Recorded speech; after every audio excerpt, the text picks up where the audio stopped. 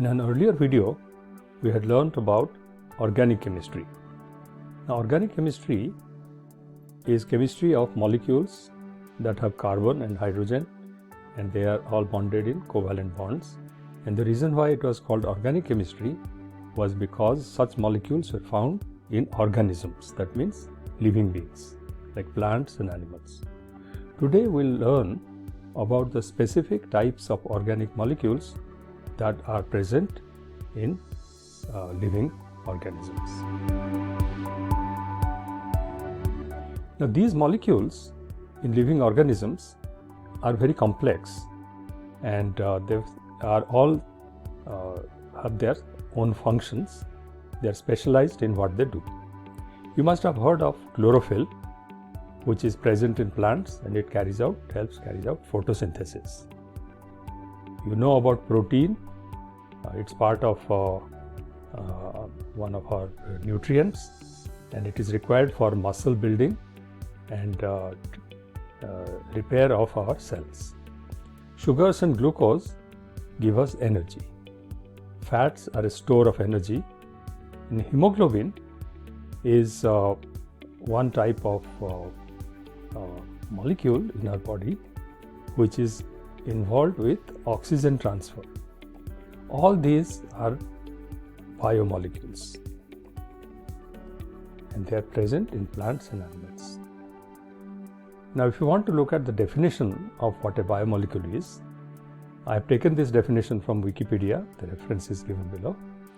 A biomolecule or biological molecule, so biomolecule is a short form for biological molecule, is a loosely used term for molecules present in organisms that are essential to one or more typically biological processes, such as cell division, morphogenesis, or development. So, everything that is present within living beings could be considered as biomolecules. Now, before we go and study what these biomolecules are, what their chemical structure is, there is something that we need to learn which can help us in describing complex molecules of the type that we are going to see. Let's go back a bit into organic chemistry. Now, you remember that we had talked about covalent bonds. Now, covalent bonds are such bonds where electrons are shared. So, covalent bonds take place when electrons are shared between two atoms. For example, here we have carbon and hydrogen who are sharing two electrons here. So, this is what we knew as the carbon-hydrogen bond. Now, there is also the carbon-carbon bond, and this kind of structure we learned was called Lewis structure, where we are showing individual electrons. But this is a little cumbersome to draw if you want to draw a very big molecule. So, instead of drawing the electrons, like here we have shown the bond joining carbon and hydrogen. So, this same molecule, so this has 1, 2, 3 carbons and 1, 2, 3, 4, 5, 6, 7, 8 hydrogens. This is propane. Now, this molecule can also be shown just with the bonds. So, this is a bond line, it is showing the bonds here. Now, even this is very cumbersome. If you want to draw something with many carbons and many branches of carbon connected to various sides, then all these hydrogens come in the way of the drawing, because in reality the hydrogens are actually existing in a three-dimensional structure. That means this hydrogen, if you remember, since this has 4 bonds, this hydrogen and this carbon, all of them together would be in a tetrahedral kind of structure distributed in 3D. So, in 3D, when the molecule exists, it doesn't get hindered by these hydrogens, but in a plain paper, when we are trying to draw, we don't know where to draw these hydrogens. So, typically what we do is, we don't show this hydrogen and carbon, and we can show them as something called a line diagram, or what is also known as the bond line notation. That means all we are doing is we are just showing the bond lines. and these corner points and the end points, the carbon molecules, carbon atoms should exist there. This molecule has 3 carbon atoms, so this is same as this, and whatever bonds are shown, so this is the carbon to carbon bond. Now carbon has 4 bonds here, so rest of the 4 would be hydrogens here.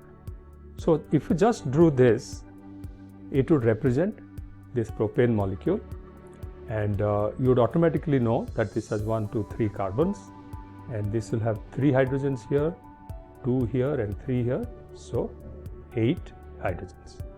So this is called a line diagram, and this is the condensed formula where you don't even show the bonds and you don't even have to show which direction the hydrogen is. So if you drew, for example, something like this, so you'd have 1, 2, 3, 4 carbons, and then accordingly you can determine the number of hydrogens. You could also draw something like this. This is the benzene molecule, and if you drew like this would be cyclohexane. Okay, so this difference is not important for you to know right now. As you learn, when you learn more about organic chemistry, you will be able to see the difference. I just wanted to show you an example of this kind of line diagram for cyclical compounds. So these are cyclical because there is a point at which this carbon is connected to 2 carbons here, which then ultimately come back to the same carbon. Whereas here, this is a chain. Okay. So let's see how the biomolecules look. Now, chlorophyll is part of plants. Okay. So plants have chlorophylls. It's a very important component of plants, and this has green color. Okay. Green color, and it is involved in photosynthesis.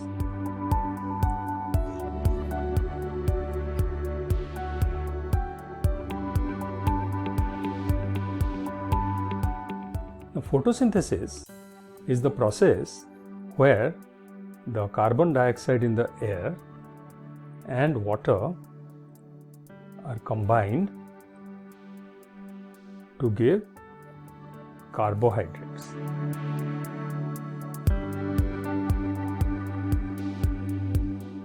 So they are called carbohydrates. It's one word, carbohydrates, because it has carbon and it has hydrogen. So carbohydrates. So oxygen is also there. This requires energy, and that energy comes from sunlight. So this is what plants do. They take carbon dioxide from air, and with water, using sunlight, they produce carbon dioxide, carbohydrates. And this is how they remove carbon dioxide from the air, and that makes our air oxygen rich. Now, this photosynthesis process requires a molecule which will be able to take light energy. So sunlight is light energy, right? So it takes light energy and it converts that energy into chemical energy.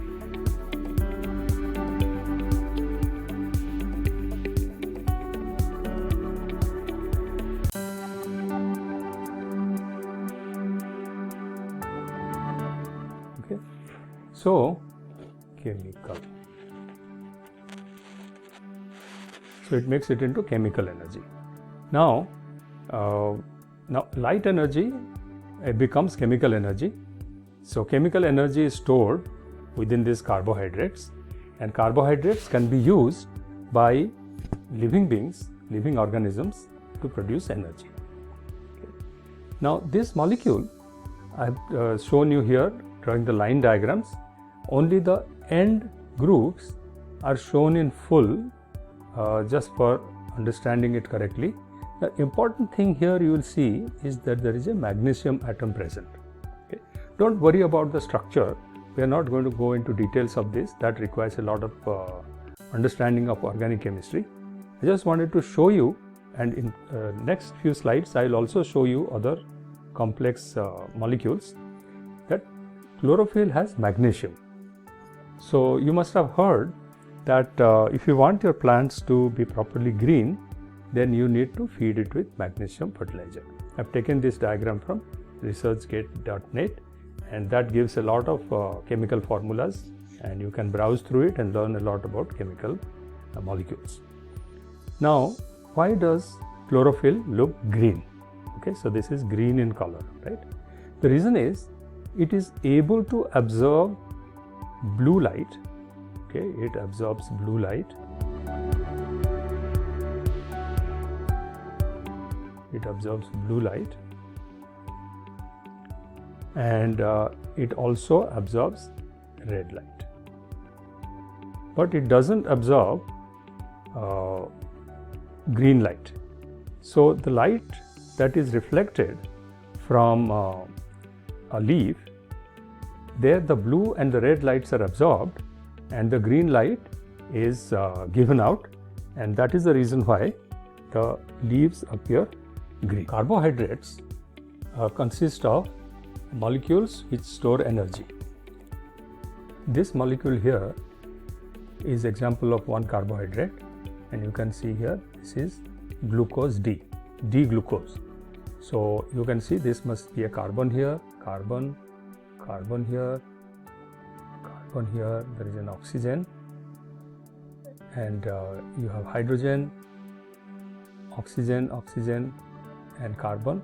So this has 1, 2, 3, 4, 5, 6 carbons, and 1, 2, 3, 4, 5, 6 oxygens, and 1, 2, 3, 5, 6, 7, 8, 9, 10, 11, 12 hydrogens. So it is C6 O 6. This is C6 O6 and H12. Okay. So this is a glucose molecule. So this is the most fundamental molecule among carbohydrates. Two glucose can combine to give you sugar, and these are typically the molecules that give us energy. What you see here are amino acids. Now they are called amino acids because this nitrogen and hydrogen here, it what is called an amine group.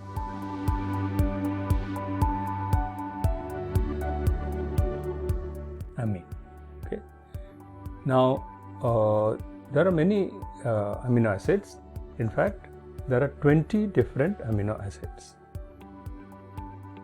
And a protein molecule can have thousands of amino acids attached in a long chain. So protein is basically, you can say, a polymer.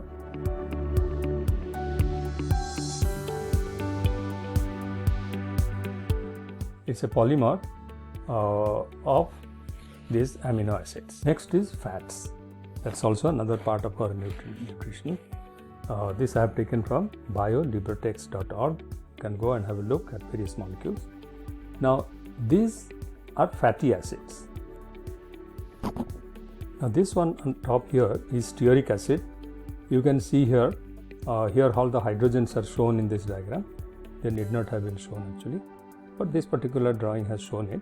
So you can see here all the carbons are connected by single bond. On the other hand, you see this oleic acid, here there is a double bond. So this has got saturation. Okay, so this has got single bonds, and this has got double bonds. Now the fats actually consist of oils and fats. Now you know that fats are solid at room temperature and oil is liquid, and the reason for that is oil has unsaturated chain and they are short in length, and hence they are liquid at room temperature, whereas fats are solid at room temperature because they have got saturation as well as longer chains.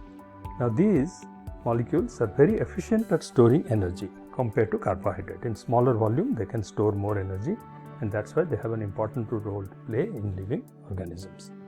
So these are basically some of the typical molecules, biomolecules. There are a lot more complex molecules. When you learn more about biomolecules and biochemistry, how these molecules react, how they're formed, that would give you a very good idea about living organisms. So we come to an end in this short introduction to chemistry, where you learned about atoms and molecules, you learned about how chemical bonds form, how they react, inorganic and organic chemistry, and two very important special types of molecules, which are polymers and biomolecules. You can see that chemistry is a very interesting subject. It has a lot of complex, interesting things which can be used to explain what is going on in the world. It is also a very valuable science because modern life would be impossible without the various materials that we have produced through chemistry, the various understandings we have about molecules, especially biomolecules, and they are very useful. So they are interesting, they are useful. I hope that you will one day learn more about chemistry. Until that time, best of luck.